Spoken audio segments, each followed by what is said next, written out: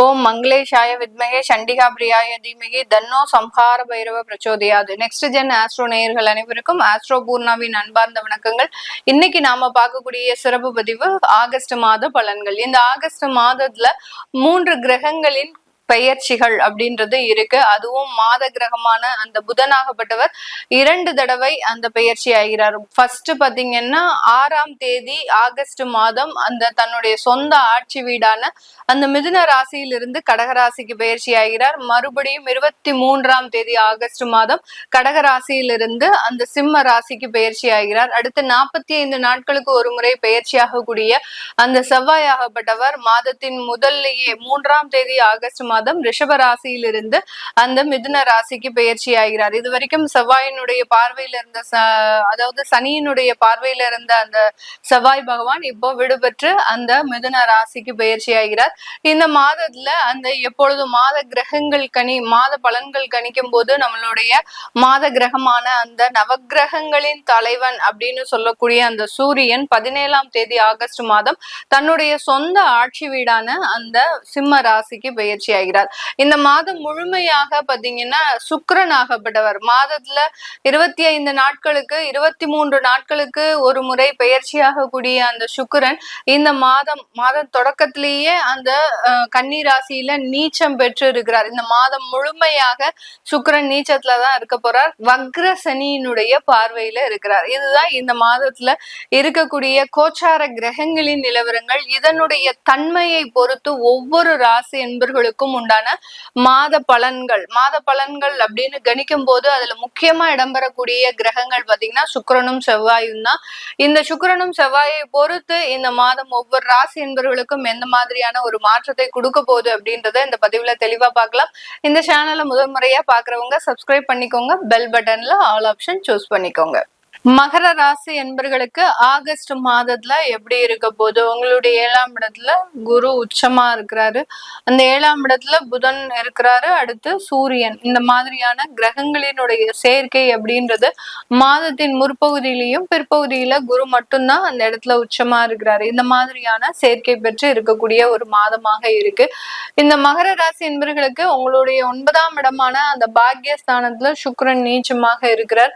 3ஆம் இடத்துல சனி வக்ரத்தன்மையோட இருக்கிறார். இது ஒரு மிகப்பெரிய ஒரு மாற்றத்தை கொடுக்கக்கூடிய ஒரு ஆரம்ப மாதம் அப்படின்னே சொல்லலாம். ஏன்னா மகர ராசி என்பர்கள் 7.5 சனி இல்ல, நிறைய ஒரு பிரச்சனைகள், எதிர்பார்க்காத பிரச்சனைகள். ஏன்னா மகர ராசி என்பர்கள் எப்போதுமே தன்னுடைய லைஃப்ல சின்ன வயசுல இருந்தே நிறைய அடிபட்டு வந்திருப்பாங்க.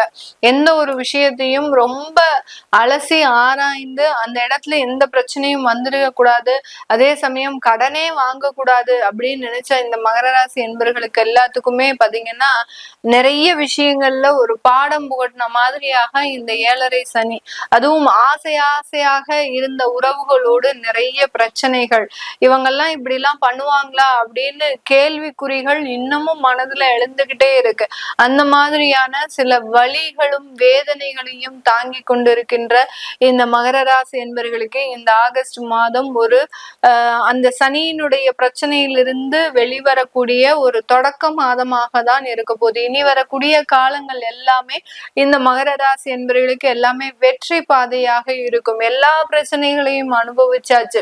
கோர்ட்டு கேஸு, போலீஸ் ஸ்டேஷன், அடுத்து பாத்தீங்கன்னா வழக்கு வாய்தா, அடுத்து அலுவலகத்துல மெமோஸ், அது பேர் என்னது, அந்த தேவையில்லாத அந்த ஒரு இடமாற்றங்கள், அடுத்து பாத்தீங்கன்னா அந்த இடத்துல ஒரு பனிஷ்மெண்ட், இப்படி குடும்ப உறவுகள்ல விவாகரத்து, இப்படி எல்லாத்தையுமே அனுபவிச்சாச்சு. இனிமேல் அனுபவிக்கிறதுக்கு எதுவுமே இல்லை.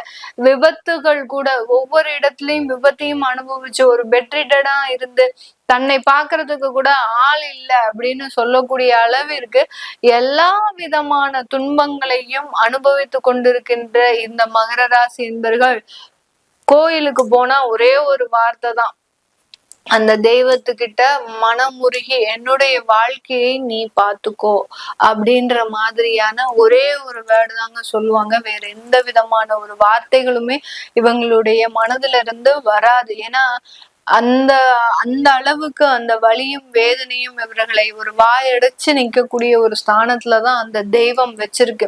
அந்த தெய்வத்துக்கும் இவர்கள் செய்யாத ஒரு விஷயங்களே கிடையாது. எல்லா இடத்துலயும் காணிக்கைகள், எல்லா இடத்துலயும் நேர்த்தி கடன்கள், இப்படி எந்த ஒரு விஷயத்தையுமே ஒரு ஸ்ரத்தையா எடுத்து நடத்தக்கூடிய இந்த மகர ராசி என்பவர்களுக்கு அந்த தெய்வம் கொடுத்த பரிசு இன்னைக்கு நேரத்துக்கு ஒரு அனாதையாக, ஒரு யாருமே தன்னை பார்த்துக்கிறதுக்கு யாருமே இல்லாத ஒரு தனி மரமாக விட்டு செல்லக்கூடிய ஒரு அமைப்பை தான் இந்த மகர ராசி என்பவர்களுக்கு அந்த தெய்வம் அந்த நேர்த்தி கடனுக்கு பரிசாக கொடுத்திருக்கு. அப்படின்ற மாதிரி தான் இவர்கள் தங்களுடைய வாழ்க்கையை நடத்திட்டு இருக்கிறாங்க.